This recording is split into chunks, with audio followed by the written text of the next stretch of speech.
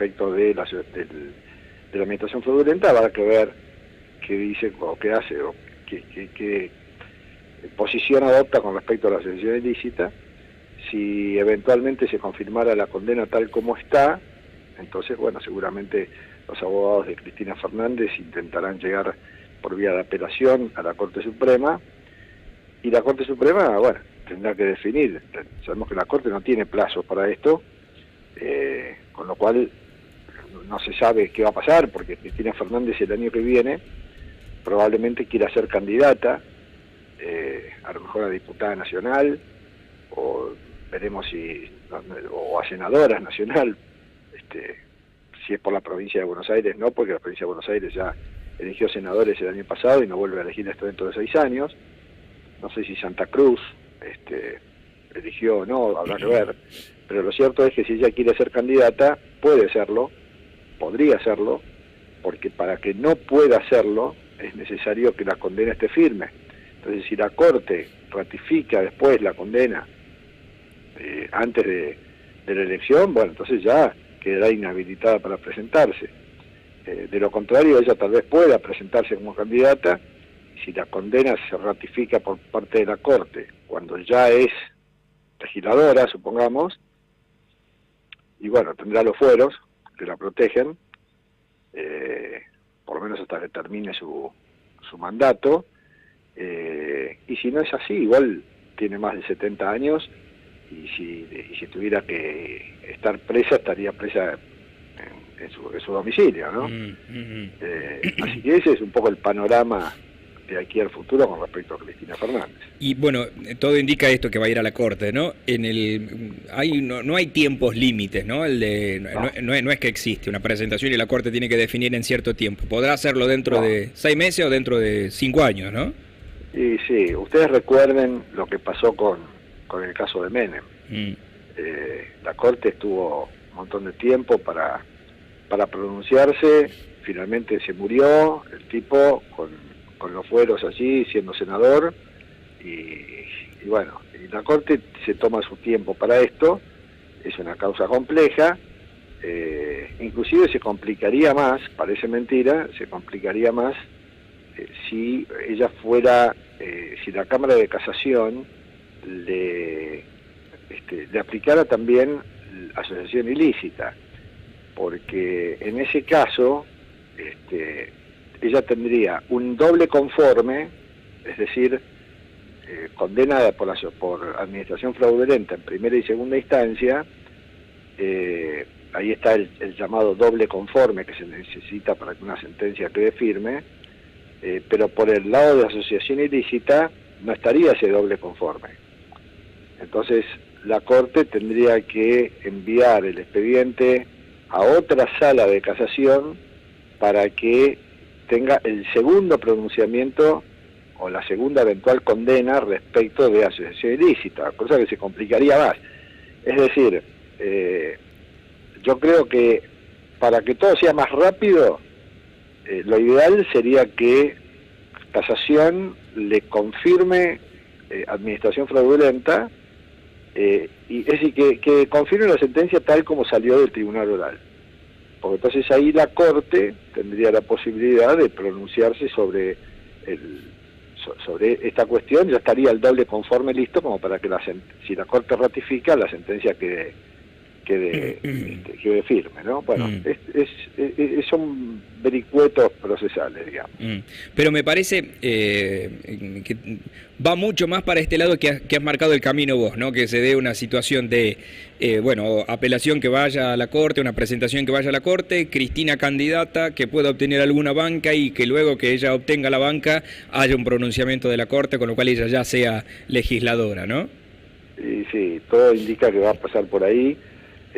Aún con el tratamiento de ficha limpia que está allí dando vueltas, como para que aquellos que tienen una ratificación de una condena en segunda instancia ya no puedan ser candidatos. Bueno, hay que ver si eso sale antes de las elecciones del año que viene o no, ¿no? En el caso que si sale eso, ahí ya no podría ser candidata. Ahí algunos van a decir que esa ley se aplica para en adelante, que no se le aplica a ella, ¿no? Ahí después habrá toda una discusión en el sentido, porque yo interpreto que en realidad las normas se aplican para adelante, sí, efectivamente, pero bueno, si sanciona la ley de ficha limpia y ella todavía no tiene la condena de segunda instancia, esto sería para el caso que se sancionara antes de que saliera la resolución de casación. Bueno, me parece que ahí le alcanzaría a ella, si no después ya no le alcanza, porque estamos hablando de una ley que rige para adelante y ella ya tiene la segunda instancia mañana, probablemente mañana la tendría ya. Eso te iba a decir, si ya con la decisión de mañana ya es segunda instancia ya. Claro, exactamente. Sí. Y la última que te hago, Félix, en el tema que puede tratar la Cámara con los DNU, esto de limitar el poder del Ejecutivo, o lo que dicen los legisladores es que el Congreso tenga un rol más activo en la democracia. ¿Cómo lo ves vos? ¿Qué opinión tenés al respecto? No, a ver, el tema de los decretos de necesidad de urgencia es, para mí, la historia de la hipocresía nacional en el ámbito de la política.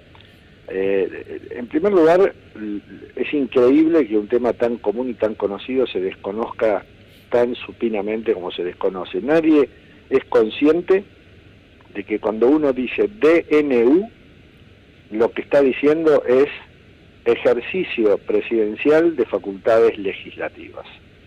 Si uno tiene un criterio republicano, esto tiene que sonar muy mal al oído. Pero esto no es así, y entonces todos dicen, bueno, pero si es mejor para el país que el presidente haga lo que tiene que hacer el Congreso, que lo haga. Porque el país necesita que eso se haga con celeridad y demás. Y otros lo vemos con preocupación, porque otros decimos, si nosotros a Milei le permitimos hacer lo que debe hacer el Congreso, simplemente porque está bien orientado en cuanto a las medidas, por lo menos eso puede ser la interpretación de algunos, estamos dejando la puerta abierta para que después venga otro y que con la misma celeridad y del mismo modo y con los mismos instrumentos vaya en el sentido contrario. Y ahí es cuando algunos van a decir, pero como nadie frena a este que está haciendo estos desastres. Entonces, cuando las medidas son buenas, los DNU valen. Cuando las medidas no me gustan, los DNU no sirven. Eso es hipocresía. Un sentido republicano, a mí lo que me obliga a decir es que yo no estoy de acuerdo con que el presidente ejerza facultades legislativas, que le hurte atribuciones al Congreso. Y la ley, esto que está permitido por la Constitución, está regulado por una ley. Esa ley es del año 2006, la autora fue Cristina Fernández, cuando su marido era el presidente, y ella, como diputada, lo que quería desde el Congreso era facilitarle a su marido, presidente de la Nación, que pudiera hurtarle atribuciones al Congreso y gobernar por vía de decretos de necesidad de urgencia. Por eso es que esa ley de Cristina Fernández, que es la que está hoy vigente después de casi 20 años, es la que establece que cuando el presidente ejerce una facultad del Congreso a través de un DNU, el Congreso con una sola Cámara pueda avalarlo, que el Congreso no tenga plazos para pronunciarse y que mientras tanto el DNU siga vigente. Hoy lo que se quiere hacer es que esto no sea así. Lo que se pretende es que si el presidente dicta un DNU, ejerce una atribución del Congreso a través de un DNU, que el Congreso tenga un plazo, porque si no el decreto caería, que no sea suficiente con que una Cámara lo apruebe, sino que tendrían que aprobarlo las dos cámaras, que es lo que hoy no ocurre, y claro, algunos dicen, esto es limitar al presidente. No, esto es impedirle al presidente que con una enorme facilidad ejerza atribuciones del Congreso antirrepublicanamente. Esta es la atribución cívica. El presidente ya dijo, si me modifican esta ley y a mí me impiden dictar DNU, la veto. Entonces, la traducción de eso es, si ustedes, hablando mi ley, ¿no? Si ustedes, Congreso, a mí, me impiden afanarle atribuciones por vía de decreto de necesidad de urgencia, yo no lo voy a permitir y voy a vetar esa ley. Esto, de vuelta, para alguien que tiene un oído republicano, es una frase muy chocante. Pero sabemos que en la Argentina las características del sistema republicano no suenan fácilmente entre la gente o no les importan demasiado, ¿no? No, además tiene que ver por ahí con los contextos. Hoy por ahí Milei tiene una aceptación y por ahí los DNU, tal cual lo planteás, son aceptados, pero mañana viene, no sé, toma decisiones que no tienen un consenso popular y ahí ya te parece chocante que tome ese tipo de decisiones, ¿no? Va a tener que ver con el contexto también que vivimos, ¿no?